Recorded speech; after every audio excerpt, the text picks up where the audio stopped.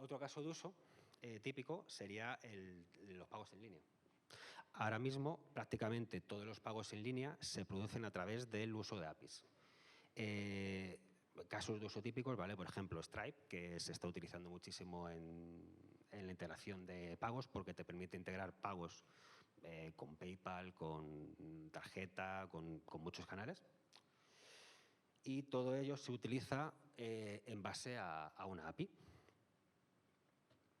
Las pasarelas de pago móvil, por ejemplo, también es otro caso de uso típico. Las pasarelas de pago móvil se utilizan las APIs de los propios bancos para realizar los pagos. Otro caso típico serían las aplicaciones que utilizan mapeo y geolocalización. Se puede utilizar la API de Google Maps para crear una aplicación que cree mapas interactivos relacionados con la actividad que queramos desarrollar. Puedo mostrarte los comercios cercanos, puedo mostrarte puntos de interés, cualquier tipo de utilidad que queramos implementar. También, por ejemplo, The Fork utiliza las aplicaciones de geolocalización para mostrarte en tiempo real qué restaurantes tienes cerca, puedes reservarlos, puedes ver las puntuaciones y opiniones.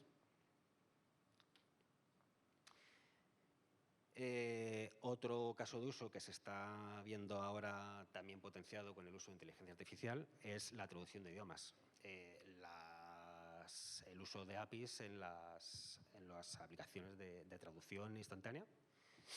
Y también se puede utilizar, por ejemplo, con la integración con redes sociales que me he dejado antes, para el sentimiento social. Tú puedes evaluar en tiempo real qué se está hablando en redes sociales acerca de una marca, un producto, lo que sea.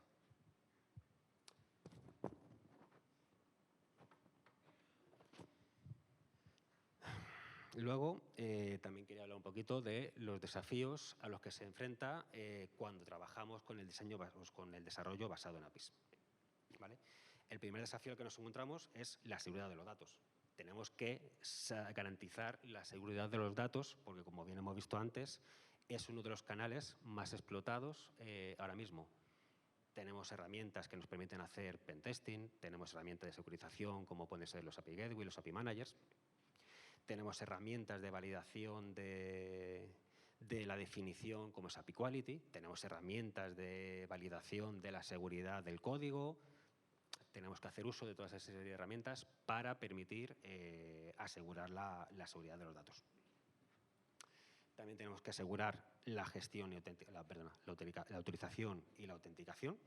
Es decir, tenemos que asegurarnos que solamente los usuarios autenticados puedan acceder a los datos y dentro de los usuarios autenticados, qué nivel de autorización tienen para poder acceder a qué datos sí y a qué datos no.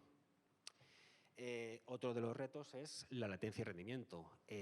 Si no ofrecemos un rendimiento correcto dentro de nuestra API, no vamos a ser posiblemente elegidos por los proveedores, se vayan a algo de la competencia.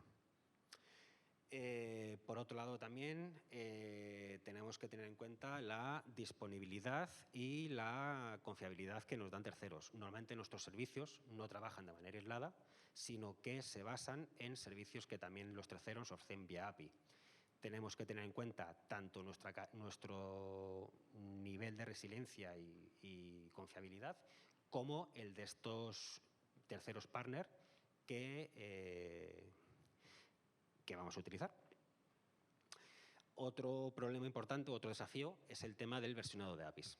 Las políticas de versionado de APIs son bastante complejas y el elegir cómo lo hacemos es un reto bastante importante que no vamos a hacer. Hay que tener en cuenta cuántas versiones vamos a tener vivas, cómo vamos a deprecar, cuánto tiempo vamos a dejar que se pueda acceder al servicio a las distintas versiones, etc. El cómo trabajamos la gestión de errores y las excepciones es otro reto bastante importante. Tenemos que evitar a toda costa los errores incontrolados dentro de nuestras APIs. Podría llegar a dar información, tanto por un tema de seguridad, de qué tecnología utiliza nuestro backend, nivel de servidor, qué ha ocurrido, como por una excepción que se salte nuestros controles de seguridad y dar información comprometida acerca de los datos que tenemos en nuestra plataforma. Tenemos que tener en cuenta también problemas de escalabilidad, ¿vale? Las APIs es muy fácil que se vayan sumando consumidores y si nuestro sistema no es fácilmente escalable, podemos tener un problema a la hora de seguir sumando consumidores en nuestro sistema. La documentación, como bien ha dicho también antes Marco, hay un problema importante con la documentación. Normalmente las APIs no están bien documentadas y una API mal documentada es un problema para el desarrollador que nos va a consumir y se quiere integrar con nosotros. El cumplimiento normativo, aun con el uso de API, si bien el cumplimiento normativo es el mismo, tenemos que tener en cuenta que es otro canal más, otro punto de entrada más, otro riesgo, otra brecha de seguridad más, que hay que tener controlado y adecuarlo al cumplimiento normativo que pida nuestro sector.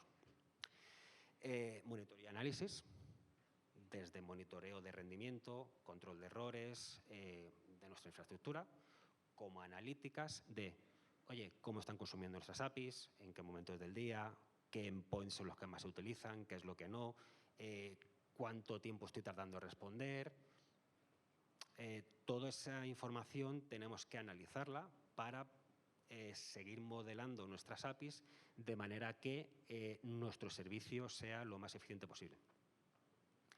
Y luego el último reto que quería señalar es el posible riesgo de que una API externa que tú estás consumiendo te cambie relacionado con el versionado propio. También tenemos los cambios y versionados que ocurren en servicios de terceros que nosotros estamos utilizando y nos estamos integrando. Tenemos que estar siempre en contacto y atentos a cualquier posible cambio en cualquier servicio que consumamos. Luego también el futuro que tienen las APIs dentro de innovación tecnológica, ¿vale? Cada vez se están utilizando más y se están incrementando nuevos tipos de APIs. Se están generando APIs en nuevos sectores que antes no se estaban utilizando. También están apareciendo las APIs impulsadas por IA o por Machine Learning, es decir, tenemos APIs que son capaces de exponer los resultados que tenemos a través de Machine Learning o incluso APIs generativas basadas en lenguaje como puede ser ChatGPT, tienen su propia API en las cuales puedo apificar el paso del prompt, la respuesta y el cómo se interactúa con el servicio. Se están ofreciendo nuevos, se están impulsando de nuevo, también relacionado al tema de inteligencia artificial, las APIs de voz y de lenguaje natural, reconocimiento de lenguaje natural, incluso ahora mismo hay IAs que permiten captar lo que yo estoy hablando en español y traducirlo en tiempo real a cualquier lenguaje con mi propia voz. APIs cuánticas, con la futurible llegada de la computación cuántica, también tenemos APIs cuánticas que van a suponer un cambio de paradigma importante en el desarrollo. El edge computing ya se está viendo, el cambio de orientación de todo se procesa dentro de los campos de los centros de datos, se está moviendo hacia la computación en el borde. Estamos cada vez recibiendo mayores cantidades de proceso dentro de navegador, teléfonos, etcétera. Todo eso también basado gracias a las APIs. Están incrementándose las APIs para la salud y el bienestar.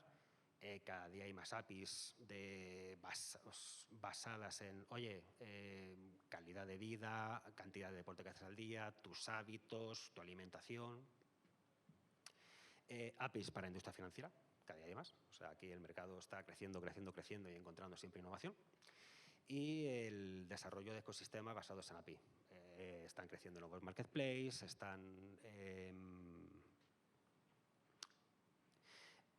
básicamente están creciendo nuevos marketplaces y de esa manera se ofrece un punto unificado de venta de ese canal que hemos dicho que son las APIs. No sé qué he hecho, perdón. Y, en definitiva, las APIs se han convertido en un componente esencial, ¿vale?, en el desarrollo tecnológico. Nos ofrecen una flexibilidad brutal a la hora de desarrollar nuestro producto y nos permiten acelerar muchísimo el desarrollo del mismo, ¿vale? Siempre hay que tener en cuenta los desafíos a los que te vas a enfrentar cuando te basas en APIs. El desarrollo, sobre todo basado en seguridad. Es el mayor problema al que nos encontramos cuando nos basamos en APIs. Y nada más. Bueno, el futuro hemos visto un poquito qué cosas pueden ocurrir a medio plazo y el cómo las APIs nos permiten colaborar entre desarrolladores. Y nada, si alguien tiene alguna pregunta.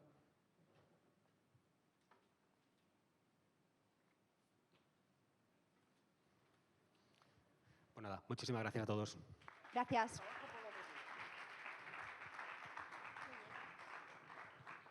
Perfecto, pues muchísimas gracias, Sonia y David, sobre todo por los interesantes, no solo conocer Udacity, sino los interesantes consejos sobre los retos y el futuro de las APIs, que yo creo que han servido. Hemos visto ahí los móviles haciendo fotos. Así que nada, con esto vamos ya a dar paso a la siguiente startup, que es Apiquality. Tenemos por aquí a Laura y Eric de su equipo de desarrollo. Y nada, vamos a continuar.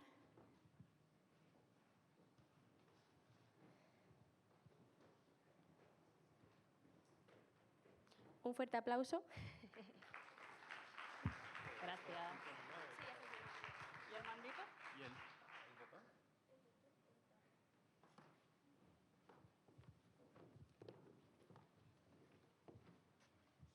A ver cómo funciona. Vale. Bueno, buenos días a todos. Hoy os venimos a hablar de Apiquality, que es una herramienta de protección 360 para las APIs. Yo me llamo Laura Hidalgo y actualmente soy Product Manager de Apiquality, aunque yo vengo de un trasfondo front con más de 4 años de experiencia en este tipo de desarrollo. Pero el año pasado, pues bueno, me adentré un poco más en el desarrollo de Full Stack a la vez que gestionaba este proyecto. Y conmigo pues tengo a mi compañero Eric, que forma parte del equipo de desarrollo. Eric, si te quieres presentar. Hola, buenas. Pues sí, yo soy parte del equipo de Apiquality, soy el desarrollador frontend y también parte del backend. Y nada, y aquí os vamos a contar sobre nuestra aplicación. Vale, muchas gracias, Eric. Pues nada, en nuestra charla nos vamos a orientar un poco en daros un contexto general sobre el que surge Apiquality, vamos a ver qué es Apiquality y luego, por último, Eric nos va a contar cómo podemos generar un ciclo de API First con la herramienta. Pues bien, antes de empezar a ver el contexto, me gustaría ver, una vez más, un repaso de qué es una API, pero con un ejemplo de la vida cotidiana, para que si no habéis terminado de entenderlo, pues terminéis de hacerlo. En este caso tenemos un restaurante, ¿vale? Y en un restaurante tendríamos 3 agentes. Estaríamos nosotros, que seríamos los comensales, luego tendríamos a los camareros y, por último, tendríamos a los cocineros. Uy, se está agotando la batería. Bueno, os sigo contando. Nosotros, como comensales, hacemos peticiones a los camareros, que son los encargados de irse a la cocina y comunicarse con los cocineros para devolvernos una respuesta, que la mayoría de las veces pues, sería la comida. Entonces, en este ejemplo, podríamos decir que las APIs serían los camareros, sería ese agente intermedio que se encargaría de comunicar 2 entidades.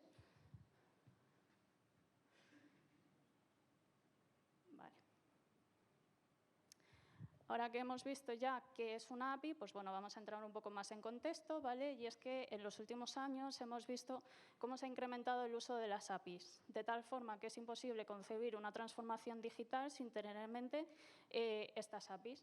Sin embargo, este incremento también lleva consigo una serie de nuevos problemas, como puede ser la falta de estándares comunes, de una gobernanza sólida, también surgen problemas de seguridad y problemas en el control de versiones. Tanto es así que en 2021 el 95% de las empresas afirmó que habían sufrido algún tipo de ataque a sus APIs, lo que nos deja ver esa brecha de seguridad que supone la expansión descontrolada de las APIs.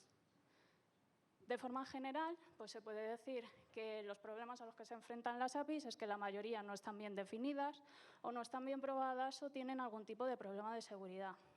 Y aquí os preguntaréis, ¿no existen herramientas ya que solventen estos problemas? Pues sí, existen varias herramientas en el mercado que se encargan de solventar algunos de estos problemas. Sin embargo, estas herramientas también presentan otros, que viene a ser, por ejemplo, la falta una visión global del catálogo de APIs que se tiene, o algunas no generan contract test, no generan microservicios, no generan developer portals. Entonces, por eso surge API Quality. API Quality lo que busca es ayudar a las empresas a resolver todos estos problemas en una única herramienta. ¿Y cómo lo hacemos? Pues, en primer lugar, generando un ciclo de API First de forma automática. Actualmente sí que existen diversas herramientas, pero claro, ya la empresa tiene que manejar un montón de herramientas en diferentes lugares y eso implica también una muy buena gestión de equipos. API Quality lo que busca es centralizar en una única herramienta los pasos del API First para que las empresas tengan más facilidad a la hora de implementar esta filosofía. API Quality también nos ayuda a evaluar la calidad de las APIs, primero a nivel de definición, buscando errores de definición y vulnerabilidades de seguridad. Luego también nos ayuda a validar la seguridad que tenemos en nuestra API con pentesting y la calidad de la propia API mediante contract test. También nos ayuda a desarrollar las APIs como productos con la generación de mocks, de microservicios y con despliegues automáticos en API Managers. Y bueno, adicionalmente también tendría la opción de generar de forma automática developer portals donde se puedan exponer las APIs a terceros para su consumo.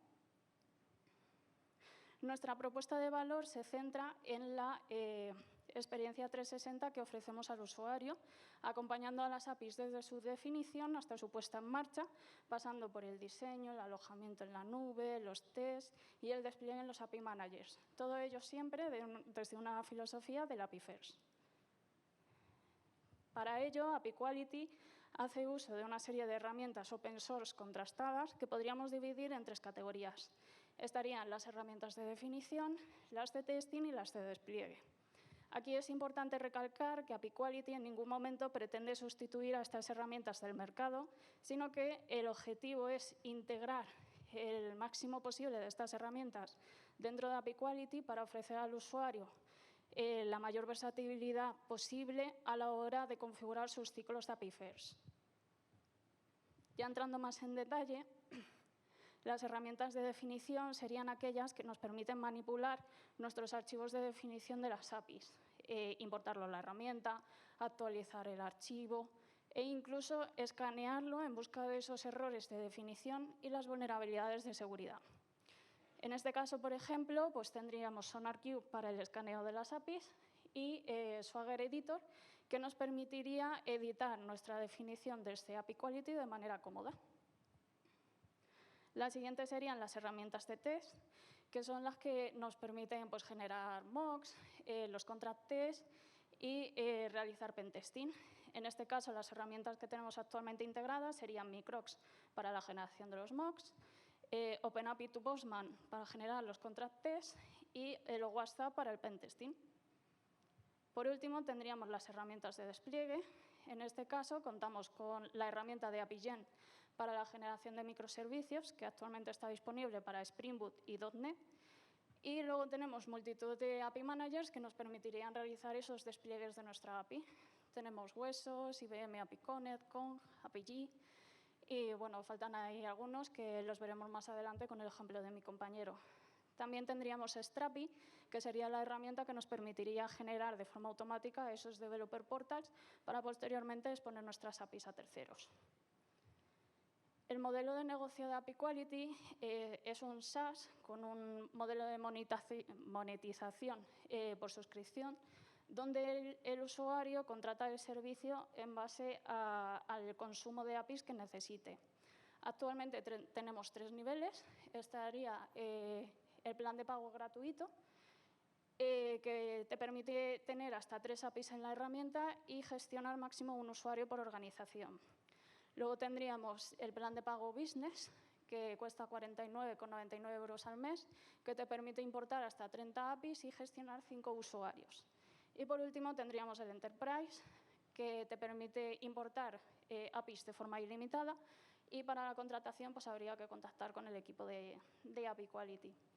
Luego, aparte, tenemos también para el Developer Portal una contratación aparte que podría ir con cualquiera de estos 3 planes de pago, que también habría que contactar con el equipo para ver cómo adecuarlo a las necesidades del cliente.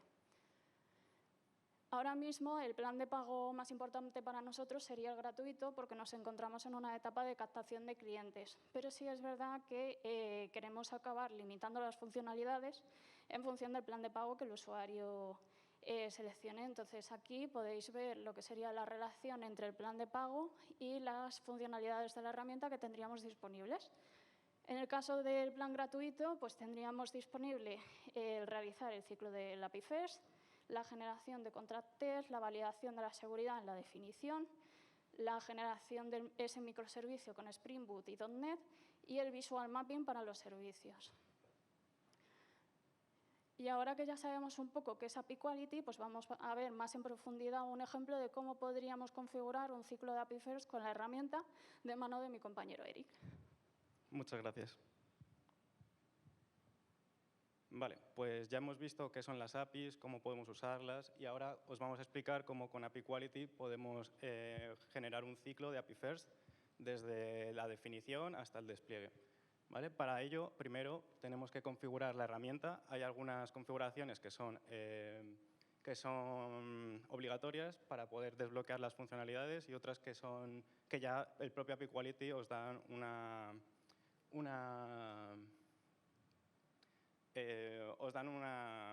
pequeña guía. Y para ello, aquí podemos ver lo que son las ramas que tenemos. Actualmente contamos con dos, que son la de Develop y la de Main, que de esto a posterior se va a poder modificar tanto el número de ramas como también el nombre. Cada una de estas ramas tiene su propia pipeline, ¿vale? Para que nosotros podamos tener la configuración de ellas que queramos. Estas pipelines cuentan con una serie de steps que API Quality ya tiene predefinidos, ¿vale? Y que podemos dentro de ellas activar o desactivar los tools que necesitemos. Como os ha comentado Laura, tenemos varios API managers, tenemos varios generadores de código, entonces aquí podemos activar o desactivar cualquiera que necesitemos. También en un futuro se podrán añadir los que deseemos.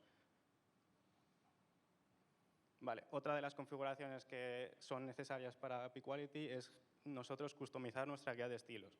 La guía de estilos son todas las reglas que tenemos para luego escanear la definición y encontrar las vulnerabilidades y los errores, ¿vale? En ellas podemos modificar tanto si queremos que estén activadas como si no. Podemos poner el tipo de modificar la severidad por si nosotros consideramos que algo es más importante que otra cosa. Y también podemos modificar los parámetros. Con esto después, más adelante, veremos que se va a generar en el editor, podremos ver cuando algo no se está cumpliendo de lo que hemos definido en nuestra guía de estilos. Vale, esta es la parte de los API Managers, los despliegues, es una de las partes que son obligatorias porque si queremos poder desplegar nuestras APIs, tendremos que configurar el API Manager que queremos. Podemos tener tanto varios a la vez y nosotros después, más adelante, seleccionar en cuál queremos desplegar la API y también las instancias que queramos. Vale. Entrando ya para el ciclo de API First, pues lo primero que tenemos que hacer es importar nuestra definición, ¿vale? Podemos importarla ya una que tengamos creada o incluso tener API templates de nuestras organizaciones y subir uno de ellos y empezar a modificar sobre él. Vale, aquí el primer paso es la definición de nuestros steps. Como podemos ver, tenemos el editor de nuestra definición. Tenemos los errores que han ido saltando que hemos configurado en nuestra guía de estilos, ¿vale? Aquí también podemos tener... aquí tenemos, si pinchamos en las reglas, podemos ver ejemplos de cómo se pueden resolver, cómo puedes... también te explican cuál es el tipo de error y también si podemos desactivar o modificar esa regla en este momento. Se clasifican como por errores y warnings en nuestro propio editor. Vale, y una vez que ya está definida la API, que estamos haciendo cambios, esto nos genera directamente, automáticamente, unos mocks, ¿vale? Que para poder consultar más adelante, en el momento que ya es editado, poder consultar estos mocks y así agilizar el proceso del API First. Vale, como os han comentado, con el uso de OpenAPI to Postman podemos generar los contract tests, ¿vale? Que en ellos se pueden customizar varias cosas como son la URL, la generación, que si queremos que sean solo endpoints de escritura y también los puertos. Vale, el siguiente step, que es el de las pruebas de calidad. Aquí con la herramienta, con el tool de Newman, podemos evaluar cómo es nuestra definición, pasando los tests. Sobre el tema de la generación de código, tenemos tanto Java Spring Boot y .NET. Aquí, pues una vez que ya hemos subido nuestra API, podemos descargar el código que se autogenera.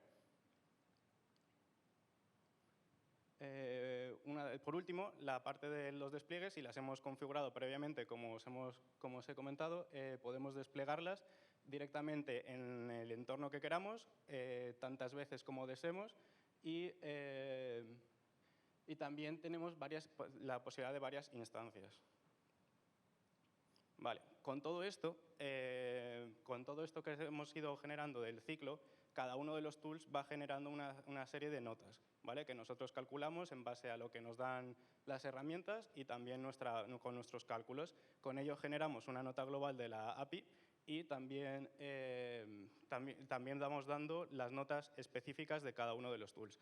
En este caso, pues, por ejemplo, se puede ver aquí lo que sería el reporte de la definición. Pues se listan los errores que ha habido, si las notas van de la A a la E, ¿vale? Siendo la A lo mejor y la E lo peor. Esto más adelante también se va a poder configurar qué tools queremos que en el reporte entren las notas, porque puede ser que no deseemos que la nota del mocking nos esté bajando la media o cualquier cosa que necesitemos. ¿Vale? Y esto sería todo desde el inicio del despliegue del API hasta el final, que es el despliegue. Muchas gracias. Si tenéis alguna pregunta.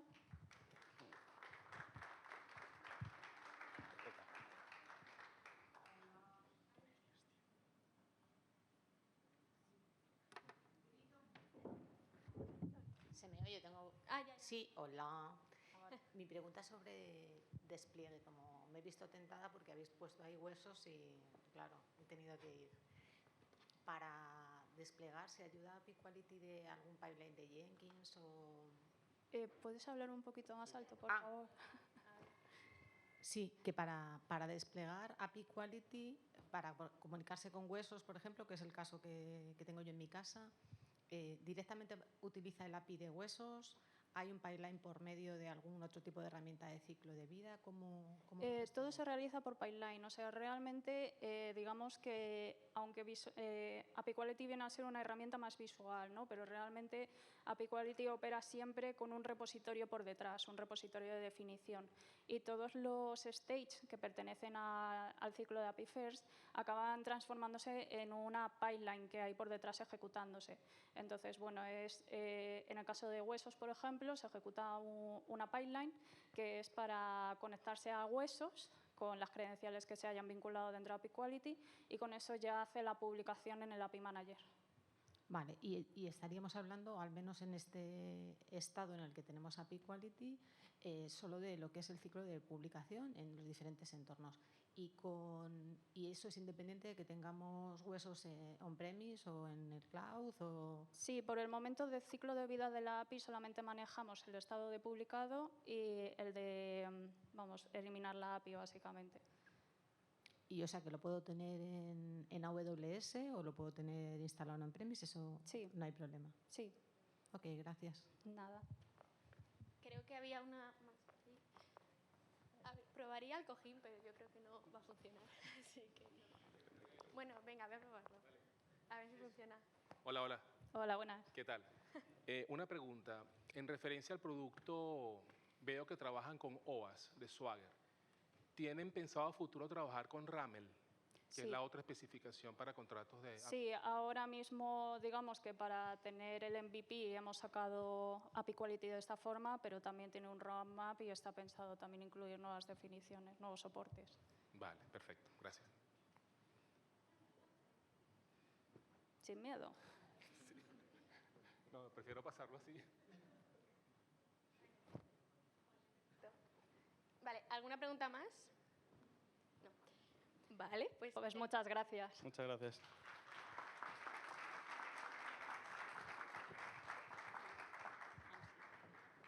Perfecto, pues nada, muchas gracias a Laura y a Eric por explicarnos API Quality. Y bueno, para ir cogiendo un poco el tiempo que llevábamos de más, de que hemos empezado un poquito más tarde, vamos a pasar a la siguiente charla que tenemos ya a Patricia y a Raúl para hablar de iBotic. Así que nada, mientras bajan, como curiosidad, tanto API Quality como iBotic han estado en este escenario antes, y es que las dos han participado en el proyecto de Tetuan Valley de Women for Cyber. Así que nada, un aplauso muy grande.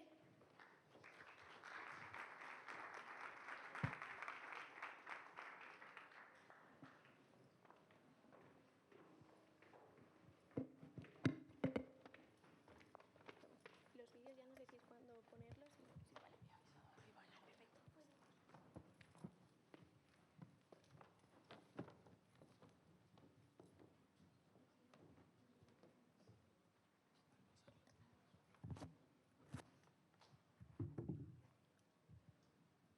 Bueno, bienvenidos a nuestra charla de APIs para el procesamiento de datos cifrados.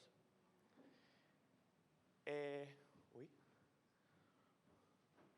¿Cómo funciona esto?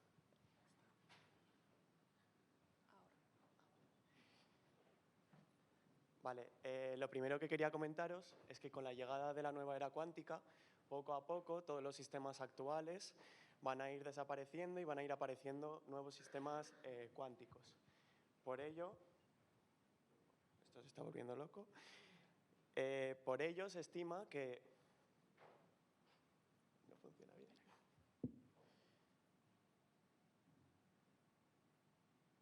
Bueno, os voy contando igualmente. Por ello se estima que los algoritmos de cifrado actuales van a desaparecer dentro de 3 a 7 años. Por eso mismo tenemos que ir dando paso al nuevo paradigma en el que vamos a utilizar criptografías resistentes a algoritmos que necesitan de mucha computación. A ver si nos ponen el...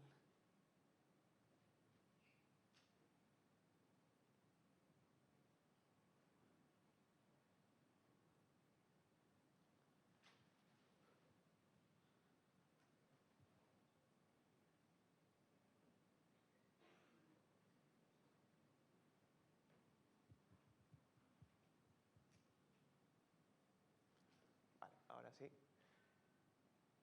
Bueno, ¿y quiénes somos? Somos iDevotic, una startup española que está especializada en la autenticación y el cifrado mediante hardware de dispositivos IoT, en el ámbito de la defensa, de la industria y de las telecomunicaciones. Hacemos una mezcla entre hardware y software para darle identidades únicas, tanto a sistemas, máquinas y subsistemas.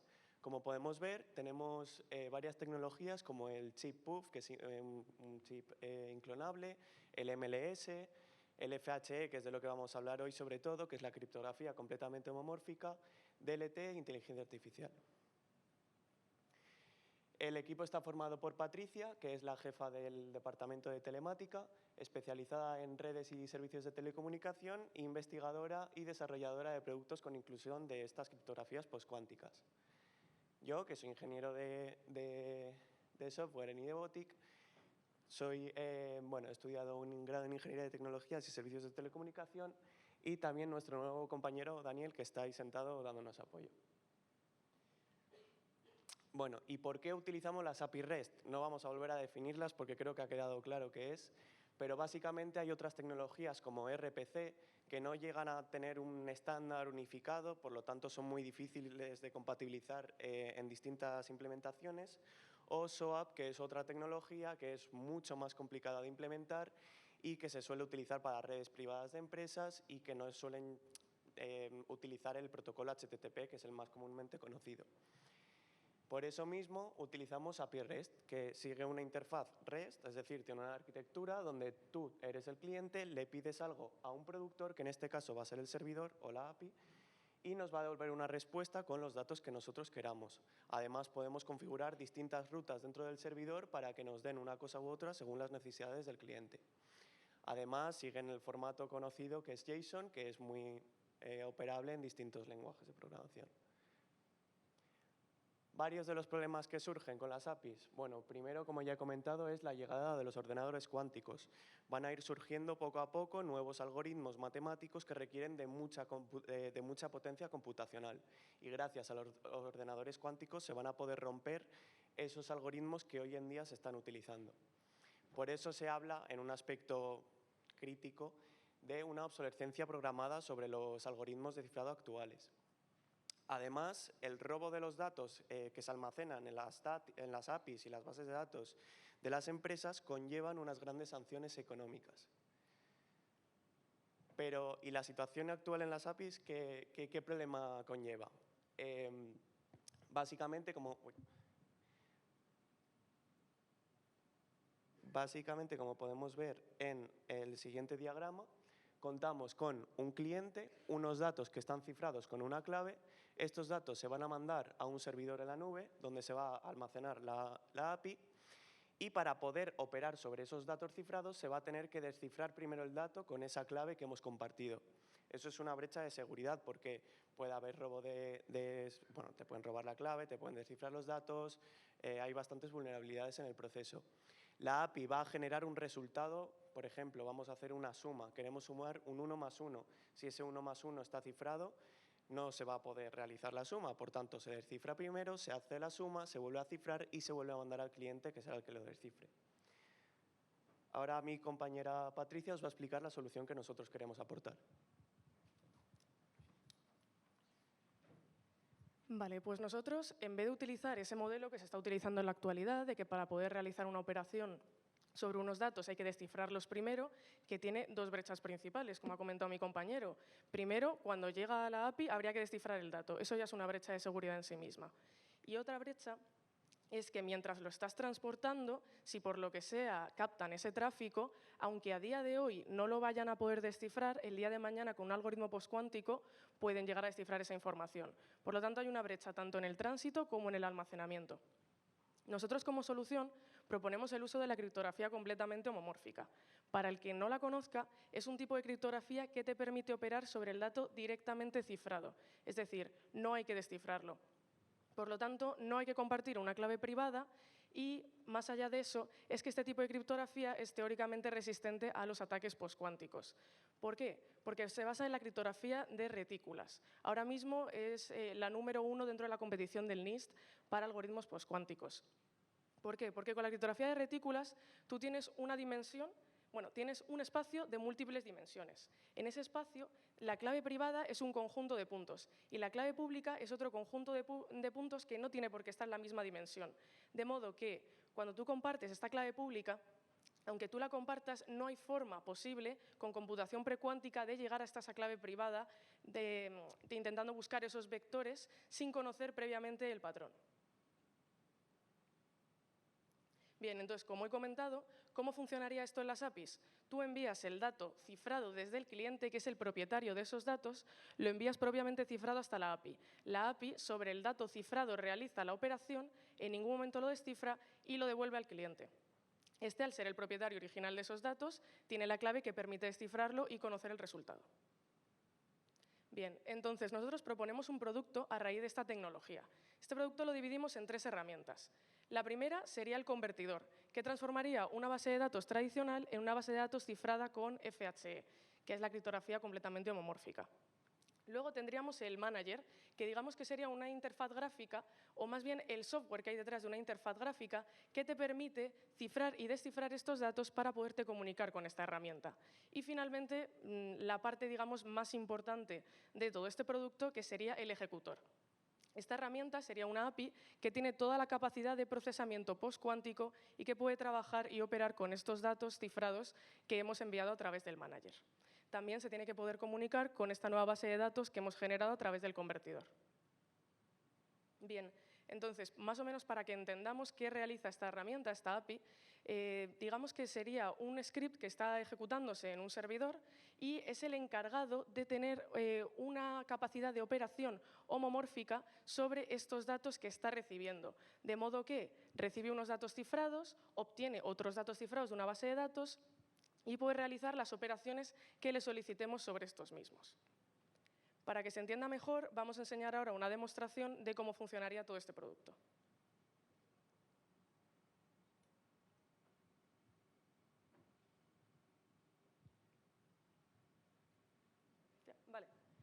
Vale, pues aquí como podéis ver, en este lado de la pantalla estoy enseñando el manager. Es una interfaz gráfica que hemos hecho un poco para enseñar la demo.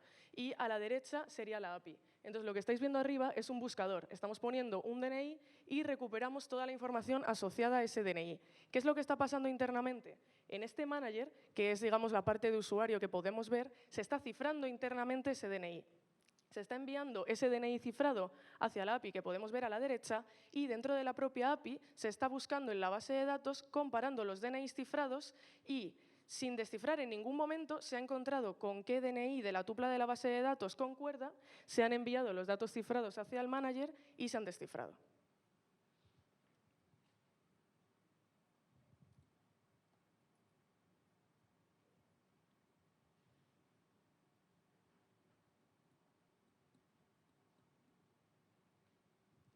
Vale, pues para ir un poquito más allá, quisimos pasar de solamente comparaciones de igualdad y quisimos pasar a ver, digamos, circuitos de mayoría, de minoría, ver hasta qué punto podíamos construir.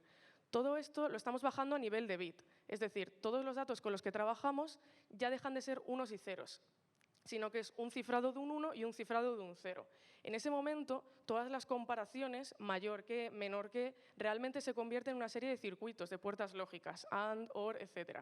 Entonces, en vez de trabajar sobre un 1 y un 0 sobre una puerta OR, trabajamos sobre un cifrado de un 1 y un cifrado de un 0 sobre esa puerta OR.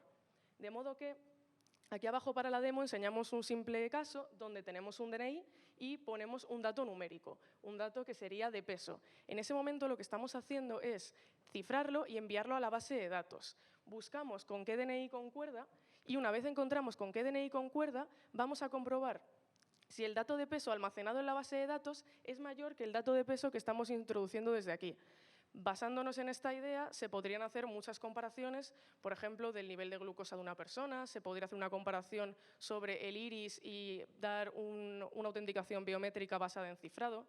Entonces, bueno, esto es básicamente una demo sencilla para que se entienda un poco el concepto.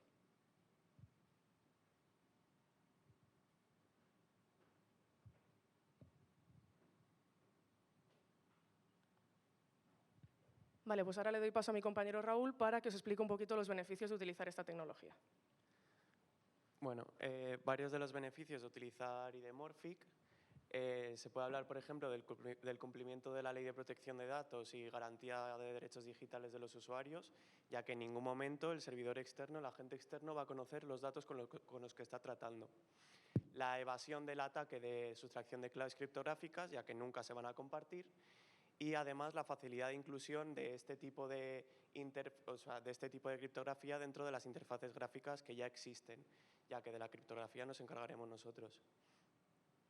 Los datos van a estar completamente cifrados desde que salen desde el cliente hasta que vuelven a entrar en él. Van a estar unificados dentro de una base de datos y se va a hacer la migración muy sencilla de una base de datos no cifrada a una cifrada mediante el ID Converter. Además, como ya hemos hablado varias veces, la criptografía que utilizamos es resistente a ataques postcuánticos. Otras de las aplicaciones que tenemos como idea de concepto es la inteligencia artificial para procesamiento de datos cifrados en el ámbito legal, pero esto de momento es solo una idea y estamos trabajando en ello. Y bueno, ¿por qué nos debemos preocupar de los datos cifrados en esta nueva era cuántica? Con la aparición de los nuevos algoritmos matemáticos y con la potencia que nos ofrecen los ordenadores cuánticos, van a poder robarte los datos cifrados hoy, pero te los van a poder descifrar mañana. ¿Alguna pregunta?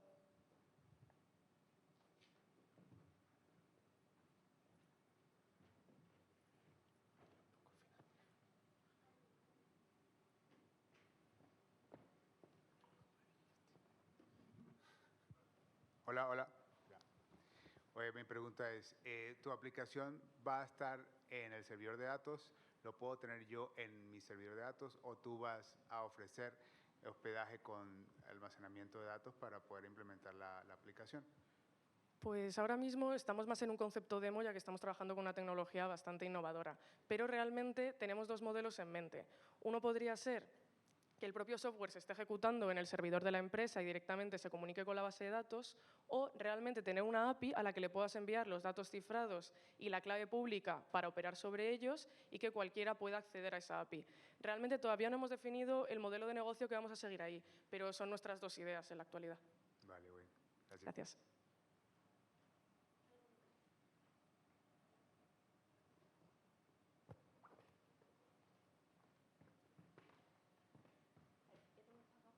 Sí, sí. Hola. Hola. Mi pregunta era, yo tengo la base de datos cifrada en mis instalaciones, por ejemplo, y para operar y está completamente cifrada, todo está cifrado. Yo tengo que hacer operaciones, no sé, sacar un cuadro de amortización de un préstamo, cosas. Y tengo que operar sobre datos cifrados. Entonces, pasaría sobre una capa de vuestro producto para descifrar yo internamente en mi backend y operar, y luego volver a cifrar. No, nosotros realmente la idea es partir de una base de datos tradicional. Ahora mismo, como tenemos el software, sería desde una base de datos descifrada a una cifrada cuánticamente. Estamos barajando ampliar ese software y que a partir de una base de datos cifrada con un algoritmo precuántico lo descifremos y la devolvamos a uno poscuántico. Pero realmente hay que conseguir tener una base de datos poscuántica con FHE para que luego la herramienta del ID Executor pueda trabajar con esos datos y se pueda entender con ellos. Vale, pero quiero decir que los lenguajes de programación que utilizamos para hacer nuestro backend o sea, no variarían, seguiríamos usando Java, tal, lo que sea, ¿no? O sea, ahí no... No había problema, era un poco lo que comentaba con la pregunta de antes, que estamos barajando ahí dos modelos de negocio. Si directamente es un script que se ejecuta dentro del servidor, en ese caso nosotros trabajamos con Rust. Entonces, en ese caso sería continuar así. Pero si decidimos que sea una API externalizada, realmente sería una llamada a dicha API y solamente habría que mandar los datos cifrados. En ese caso daría igual con qué lenguaje y no habría que modificar nada dentro de los programas actuales. Gracias. Muchas gracias.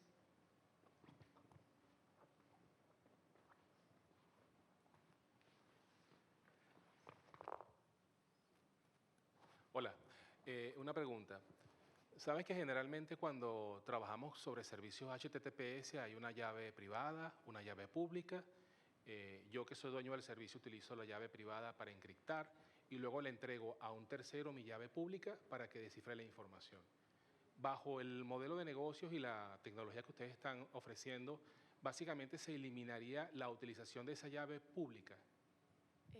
No. Porque ustedes están, digamos, intercediendo, están colocando una plataforma intermedia para hacer ese proceso.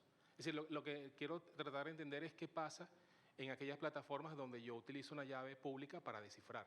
¿Qué pasa con ese concepto? Justo, se sigue manteniendo la criptografía asimétrica, sigue siendo el mismo principio. La clave privada sería generada en el ID Converter junto con la clave pública. Entonces, ¿qué pasa con cada una de esas claves? La clave pública, nosotros ahora mismo, como lo estamos haciendo, es que junto con la base de datos nueva que has generado, también almacenas esa clave pública. Y la clave privada se la compartes a aquel que vaya a hacer uso del ID Manager. Entonces, se mantiene el par de claves público-privado, sigue siendo criptografía asimétrica, lo que pasa que es con otro esquema de cifrado diferente a los que se utilizan ahora. Vale, de acuerdo, gracias. Muchas gracias.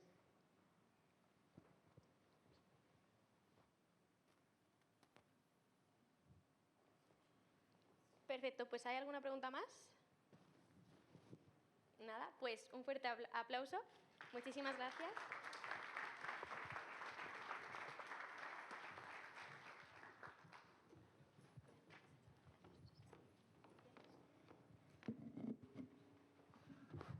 Vale, pues vamos a ir a por la última charla antes de un pequeño descanso, ya que todos también queréis levantaros del asiento. Así que vamos a dar paso a Alfredo y Jonathan, líder del equipo del programa de startups de VH Cloud, que os hemos comentado anteriormente, ¿no? Que yo creo que os puede interesar a todos los que estéis buscando escalar vuestro negocio, y viene acompañado de un caso de éxito de su programa, Pickline, con su CEO, Alfredo. Así que nada, un fuerte aplauso. Gracias. Hola a todos.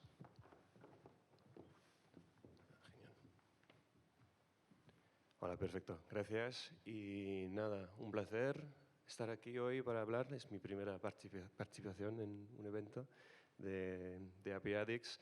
Hace más de un año más o menos que estamos colaborando, apoyando a startups como Waima, juntos a Waima, por ejemplo, apoyando a Pickline. Yo llevo el programa de startup de OVH Cloud y conmigo, acompañándome, tenemos a Alfredo y David, que son el CEO y el DevOps Leader de Pickline, una fintech. Y hablaremos de cómo el cloud puede aportar a startups y sobre todo a startups, proyectos específicos como una fintech. Empiezo yo con unas cortas, breves minutos de intro sobre la visión de la nube, sobre todo una nube digital, abierta sobre todo, y luego dejaré la palabra a Alfredo para hablar del negocio y luego de la tecnología también y lo que pueden aportar a sus clientes. Antes de nada, empezando con un poco de historia. OVH Cloud es conocido como el primer unicornio francés.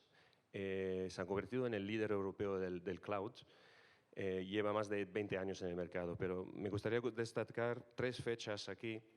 La primera es 2002 porque empezamos a montar nuestros propios servidores en esta época, lo que significa que controlamos los precios, los costes de montar los servidores y podemos proponer precios muy competitivos dentro del mercado. 2003 innovamos con el water cooling, lo que significa que enfriamos nuestros servidores con agua y no con aire acondicionado, lo que significa que bajamos nuestra huella medioambiental. Y la última, la más importante, es cuando llegamos a España. Entonces, hace 20 años y seguimos con oficinas aquí en Madrid. Siendo el líder europeo, pero mundial, tenemos cifras alucinantes, geniales, importantes, relevantes, como muchos data centers, millones de clientes, pero lo que me gusta subrayar es que apostamos por un cloud abierto, lo que dije antes. Y eso significa que para facilita la interoperabilidad, la reversibilidad de la infraestructura. Podéis utilizar más APIs para interconectar aplicaciones y también protegemos mucho mejor los datos sensibles, como pueden ser los datos alojados por fintechs. Hablando de fintechs, hay muchas leyes, muchas regulaciones internacionales, europeas, nacionales, súper importantes y cuando se habla de gestionar, alojar datos de salud, financieros, tenemos que respetarlas. Nosotros en OVH Cloud las respetamos. Un proveedor cloud debe ayudar a sus clientes, ¿no? Certificándose, por ejemplo, es una de las formas que podemos apoyar a los clientes. Una de las leyes que me gustaría destacar es la ley internacional, extraterritorial, el Cloud Act americano. Somos el único gran proveedor de cloud que puede proteger a sus clientes de esta ley. Esta ley permite al gobierno americano o agencias gubernamentales americanas acceder a datos de cualquier empresa, cualquier cliente, en cualquier lugar del mundo, si están alojados por empresas americanas. Siendo europeos, podemos proteger nuestros clientes de esto. La segunda apuesta, lo he mencionado, es el cloud abierto. Nosotros proporcionamos herramientas para toda la vida, todo el pipeline, toda la vida de un dato, desde la ingestión, el procesamiento, a entrenar algoritmos también, y nos basamos principalmente en estándares del mercado como MongoDB o soluciones open source como Grafana, MySQL, TensorFlow. Y eso ayuda, ayuda la interoperabilidad, la reversibilidad, es mucho más fácil cambiar, revertir, interoperarse con APIs a otras aplicaciones. Y bueno, eso es muy importante y por eso también cobramos mucho menos. Por ejemplo, no cobramos el ancho de banda, el tráfico saliente. Muchos de vosotros quizás tienen que pagar para migrar datos de sus buckets a otras aplicaciones. Nosotros no tenemos que hacerlo. También, después del ecosistema, las herramientas tecnológicas, tenemos también un ecosistema para apoyar a los clientes y a las startups, sobre todo a nivel de negocio. Entonces, en Europa, en España, en todo el mundo, tenemos a varios partners como Waima en España, pero también inversores, aceleradoras, incubadoras. Y a través del programa de startups, hemos apoyado, por ejemplo, a Pickline. El programa de startup es un programa de 1 año para 2 niveles, el nivel Start y el nivel Scale, para startups un poco más maduras que intentan acelerar hacia un mercado quizás internacional. Y lo hacemos con principalmente tecnología, hasta 100.000 euros de créditos gratis de cloud para probar, testear, comparar soluciones, también 20 horas específicas para cada proyecto y beneficios business y de visibilidad. Entonces, haciendo charlas, eventos, artículos, conectando con el ecosistema. Y es lo que hemos hecho, por ejemplo, con uno de vuestros miembros, una fintech llamada Pickline. Entonces, ahora voy a dejar la palabra a Alfredo para que pueda compartir el valor añadido que da y también su uso del cloud. Gracias.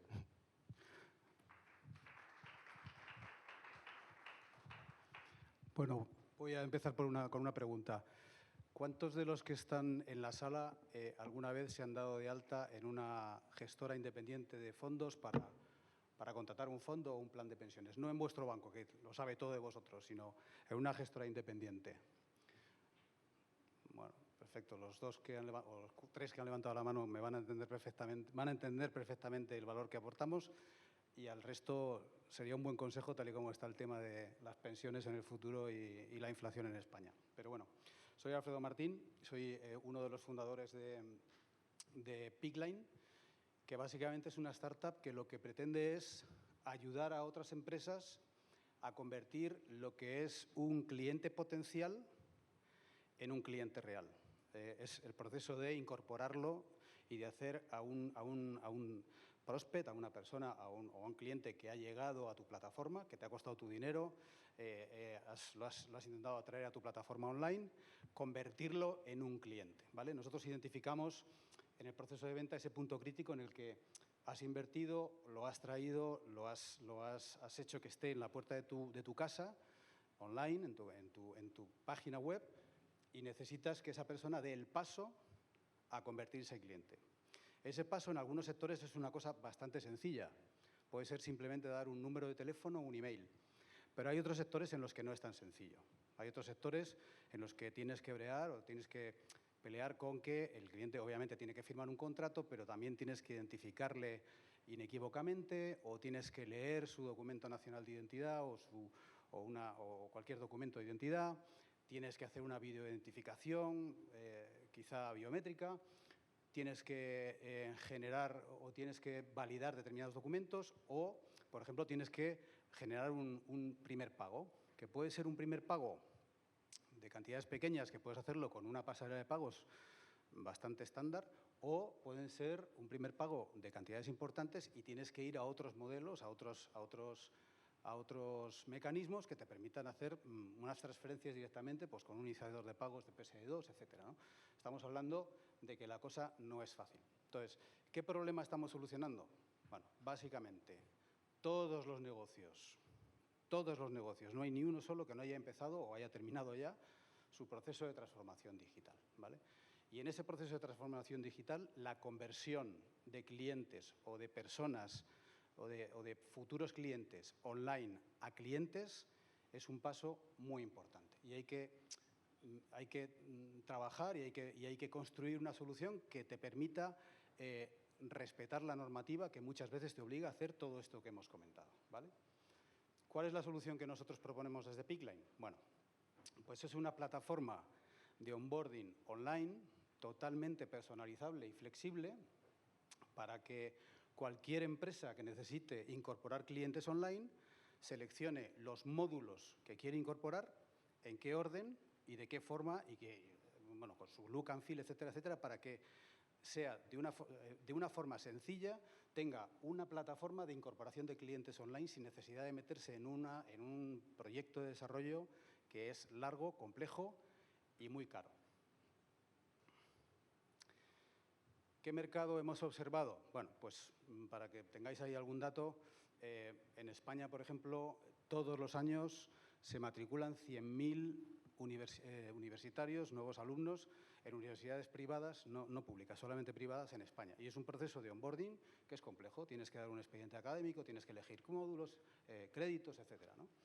Hay más de 650 entidades financieras de todo pelaje, grandes bancos, financieras, EAFIS, etcétera, y aseguradoras en España. Nosotros observamos un mercado captable, direccionable, en España de entre 25 y 30 millones de euros, y si nos vamos a Latinoamérica, donde nuestro socio industrial tiene presencia, en los países donde tiene presencia, estamos hablando de multiplicar ese mercado por 10.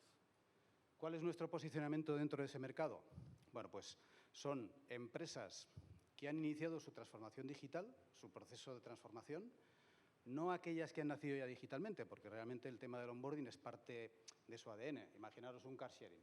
Pues si no tienes un onboarding digital en un car sharing, tú necesitas desde el principio que el cliente se pueda dar de alta en 4 minutos. O sea, eso es la piedra angular de su servicio, ¿no? Pero hay muchos clientes en determinados sectores que han empezado su transformación digital y que necesitan esa herramienta. Y o se la desarrollan o pueden contar con nuestra propuesta. Y también sectores que tengan media a alta regulación. ¿Por qué? Porque para recoger un email y un teléfono necesitamos todo esto. Necesitamos esto para sectores que realmente te obligan, por normativa, a hacer determinadas cosas para que tu cliente finalmente sea tu cliente, ¿vale? Entonces, voy a explicaros un poquito más en detalle cómo es nuestro onboarding, ¿vale? El onboarding es, como he dicho antes, totalmente personalizable, ¿vale? Se pueden elegir todos los módulos que veis ahí, todos los que ya os he comentado, cambiar el orden, el look and feel, etc. Estamos hablando de módulos que pueden ser recogida de datos personales, videoidentificación, biométrica, firma de documentos, validación de esos documentos, lectura de documentos de identidad o pasaportes, KIC, o Know Your Customer, o test de conveniencia para el sector financiero, pago de una primera suscripción o de un primer producto, área privada, etcétera, ¿vale? Hay un gran abanico de módulos que nuestro cliente puede elegir y a lo mejor no necesita meterlos todos, ¿vale? Entonces ahí, de acuerdo a las necesidades de su regulación en su sector o de las necesidades que él internamente se ponga por su modelo de negocio, puede seleccionar los módulos que necesite en el orden que necesite y nosotros entregamos sus datos integrándonos contra su CRM o contra su herramienta interna que nos indique, ¿vale? Obviamente omnicanal, es decir, le damos la posibilidad de que ese proceso de onboarding no solamente se tenga que hacer desde una pantalla en un desktop, sino que se pueda hacer desde cualquier dispositivo móvil, tablet, etcétera. Le damos un portal de gestión, porque al final pensad que si yo soy un cliente que necesito un proceso de onboarding, necesito controlar cuál es ese proceso. Es decir, no me vale con esperar a que me lleguen los datos de mi cliente. Nosotros le damos un portal de gestión en el que tiene ciertos monitores, en el que tiene todos los estados de cada uno de sus clientes con toda esa información. Y más importante, también le damos la posibilidad de, mediante un sistema bastante avanzado, poder validar toda la documentación que el cliente nos sube a su portal o que escanea con su móvil, DNI, etcétera, etcétera, para poder hacer ese bastanteo o esa validación posterior directamente desde la herramienta, ¿vale? Un área privada, porque, por ejemplo, una vez que has acabado el proceso de onboarding, puede que ya estés en la herramienta de nuestro cliente. Imaginaros una gestora de fondos o un banco. Vamos a ver, yo hago el proceso de onboarding y directamente, cuando he acabado el proceso de onboarding, ya tengo acceso al área privada de mi gestora para ver mis posiciones, etcétera. Pero a veces no es así. Es decir, si yo hago un traspaso de un fondo a mi cuenta que acabo de abrir con una gestora, ese traspaso, hasta que yo soy cliente y esas participaciones llegan a mi cuenta, pueden pasar hasta 15 días. Pueden ser 2, 3, 5, 15 días, ¿no? Durante 10 días yo voy a estar pensando, mandándoles email, llamando, oye, ¿qué pasa con mis traspasos? ¿Qué pasa con mi traspaso? ¿Soy ya cliente? ¿No soy cliente? Hasta que ya finalmente recibo un email. Bueno, pues en ese periodo nosotros proporcionamos un área privada de cliente para que el cliente vea todo el proceso, donde reciba sus notificaciones, vea el proceso todo el proceso interno del cliente para ver en qué fase está, puede ver la documentación que ha subido, puede modificar esa documentación si es que es necesario. Si la gestora, por ejemplo, o la entidad le tiene que pedir un documento, lo puede subir ahí, etcétera, ¿no? Esa es una forma de comunicación más con el cliente que nuestro cliente, con el cliente final, perdón, que nuestro cliente no tiene que desarrollar.